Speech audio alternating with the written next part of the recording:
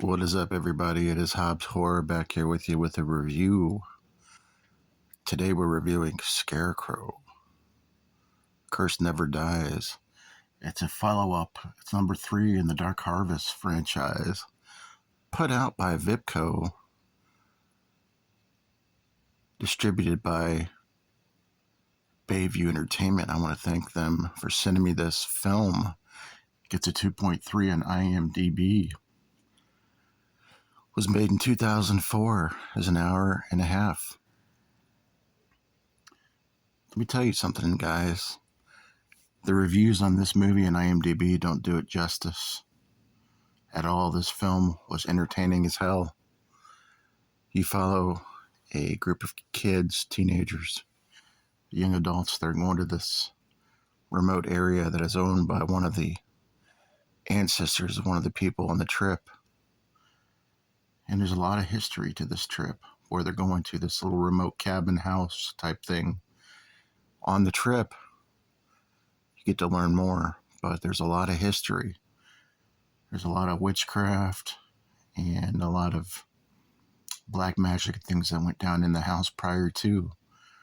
But something happened to the witch at the house, but I'm not going to tell you because I want you to watch the movie to be able to see it. So basically, the kids go to the house and a lot of different things happen. And there is definitely a scarecrow on the loose in the film. I mean, it's not like I'm telling you something you don't already know. Look at the cover. Let's take a look at the back for those that like to see the back.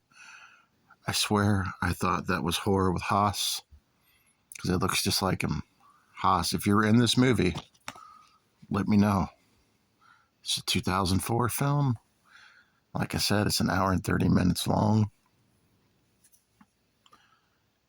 I'm just going to give you my thoughts right on. The budget was $10,000. And for that budget, they did absolutely phenomenal. It's a very low budget, very found footage type film. But not necessarily a found footage, just very low budget. That type of video angles, camera angles, that you would get in an actual found footage film is what you get with this. And they were done correctly. You do get some gore, you get some blood spatter, you get some black and white scenes, which is interesting because the film is actually a color film. So you can tell the director really took his time with this. And I believe his wife also helped him direct the film. And they put a lot into the project. And for those of you that were wondering, there's definitely a scarecrow in the film.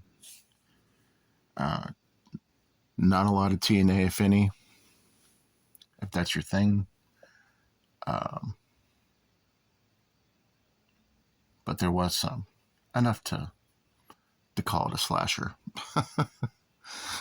But overall, this movie, I enjoyed the hell out of it. I don't understand people's ratings in IMDb. It's like, what the fuck are you looking for?